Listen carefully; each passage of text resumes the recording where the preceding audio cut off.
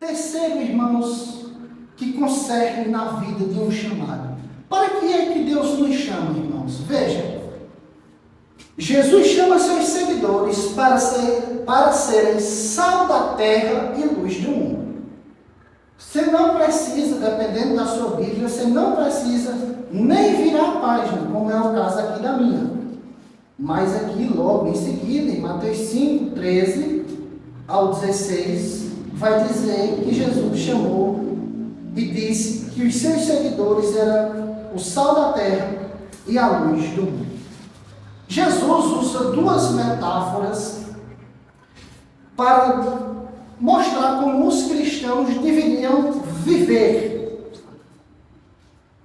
Essa é a realidade das bem-aventuranças. Irmãos, essas duas metáforas, primeiro, Jesus usa uma analogia, algo para mostrar como deveriam ser os cristãos. Primeiro, o sal, irmãos, ele acrescenta sabor aos alimentos. Essa é a primeira coisa. A segunda coisa, irmãos, é que o sal, ele preserva a carne de ser destruída.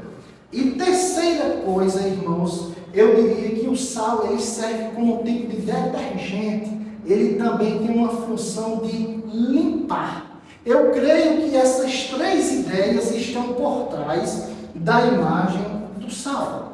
Segundo, Jesus também disse que os seus seguidores seriam a luz do mundo. A luz, ela tem duas funções básicas. A primeira é iluminar, mostrar, dissipar as trevas.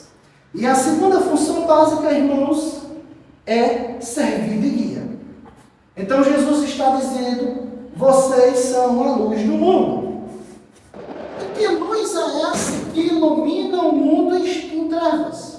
Essa luz, irmãos, é um povo que se encontrou com Cristo, creu em Cristo, se arrependeu dos seus pecados, recebeu nova natureza e agora vivem uma vida para a glória de Deus, fazendo a sua vontade, renunciando a antigas paixões que ele tinha e fazendo tudo conforme a vontade de Deus, para que iluminasse as demais pessoas e o mundo. Irmãos, é tão interessante aqui, irmãos, no versículo de número 16, que diz assim: assim brilhe também a vossa luz diante dos homens, para que vejam as boas obras e glorifiquem a vosso Pai que está nos céus. A palavra boas aqui, ela é kalos, no grego. E a nossa Bíblia, ela é traduzida por boas. Mas além de a tradução envolver ser boa, ela tem algo mais além. Ela significa dizer bela e atraente. Então, o que Jesus estava dizendo era para que as pessoas vissem as boas obras que eram belas e atraentes. E assim glorificariam o Pai que estava nos céus. Então, irmãos, será que como cristãos chamados por Deus, temos sido sal da terra e luz do mundo?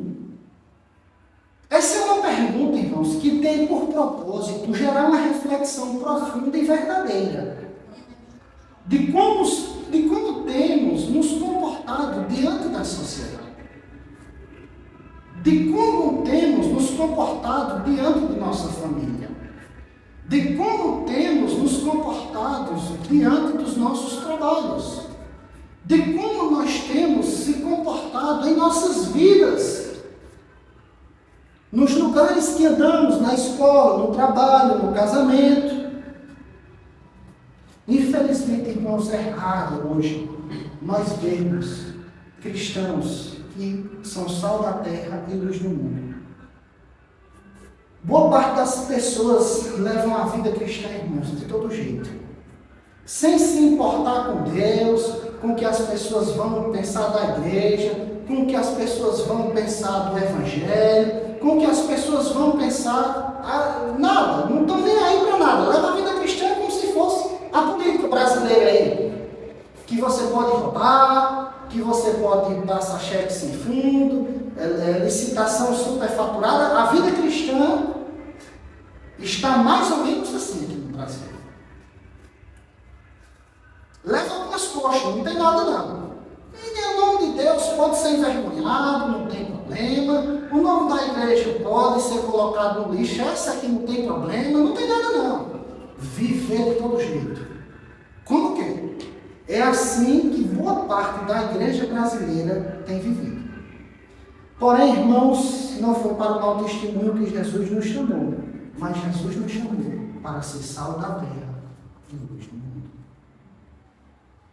Irmãos, certo homem que era sapateiro na época da Reforma Protestante, ele chegou em Martinho Lutero e disse assim: Lutero, o que eu devo fazer para glorificar a Deus? Porque na cabeça desse sapateiro, se não me falha a memória, ele perguntou a Lutero, ele pensava que só glorificavam a Deus aqueles grandes pregadores, homens intelectuais, que estavam ali na frente da reforma e coisa dessa natureza. Martinho Lutero disse a ele, a esse sapateiro: você faça o melhor sapato possível e cobre um preço justo. Dessa forma você vai glorificar a Deus no seu trabalho. Foi isso que ele disse. Isso para mim é uma declaração impressionante. Então, irmãos, nós devemos glorificar a Deus em tudo. Nos nossos casamentos, no nosso trabalho, na nossa vida pública, na nossa vida particular, naquilo que falamos. Nós devemos ser sal da terra e luz do mundo. Se nós estivermos caminhando de uma forma que contraria isso, nós estamos em pecado, nós estamos em rebeldia e nós devemos ver, porque Jesus disse que se o sal aqui ficar insípido, para nada mais ele presta, a não ser para ser pisado pelos homens. Então é sério, nós devemos saber se como pessoas chamadas por Deus, nós estamos sendo o sal da terra e a luz do mundo. Do contrário, irmãos, nós nos tornamos como sal em si, que não tem mais valor. E tem mais uma coisa, Jesus diz, não presta mais para nada, é inútil.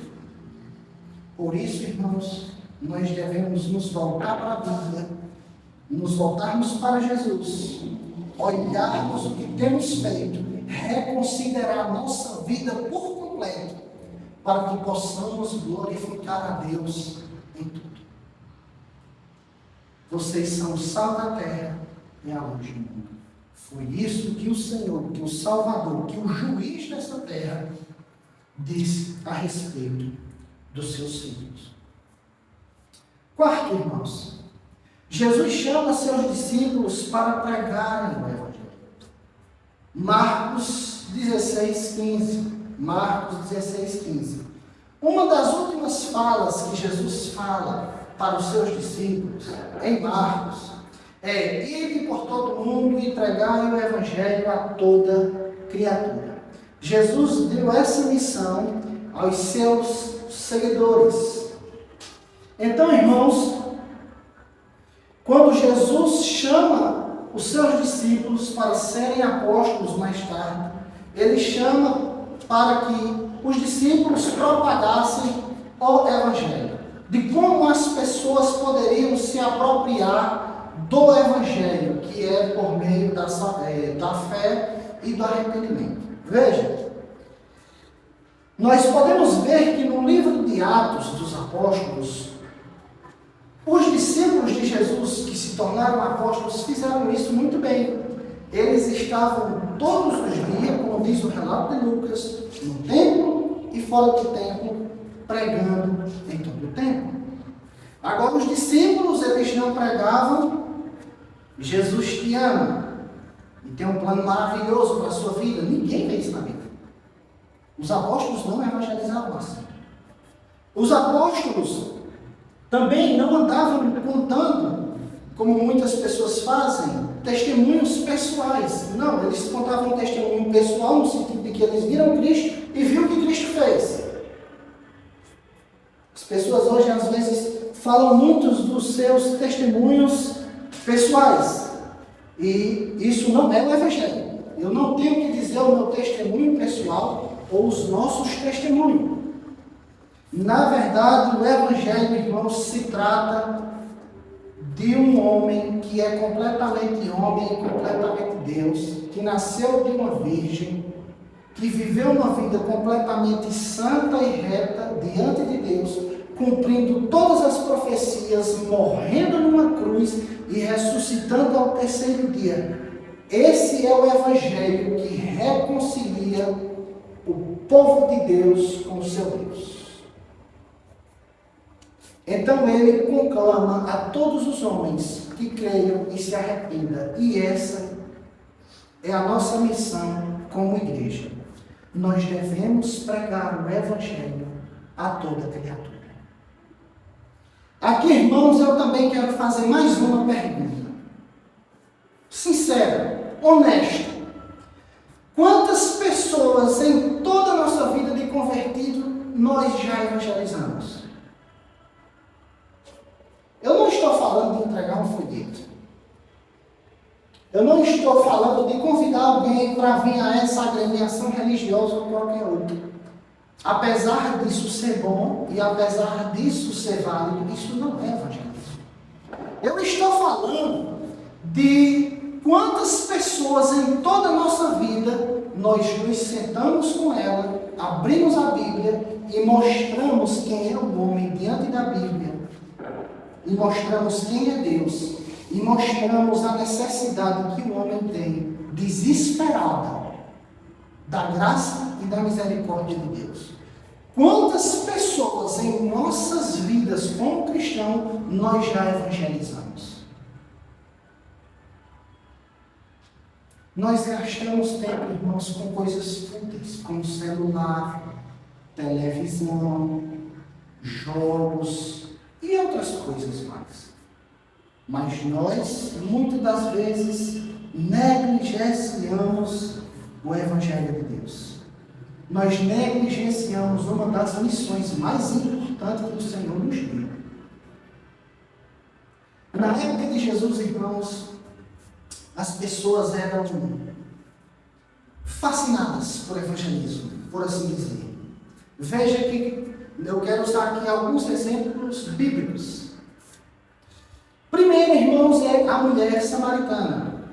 Quando Jesus se revela à mulher samaritana, a mulher samaritana fica completamente encantada e sem saber direito ainda que Jesus era o Salvador, ela leva a mensagem para Samaria, que Jesus era um profeta. Você pode ler em João 4. Mas as pessoas ali, irmãos, ficaram ali curiosas com a mensagem daquela mulher e creram em Cristo.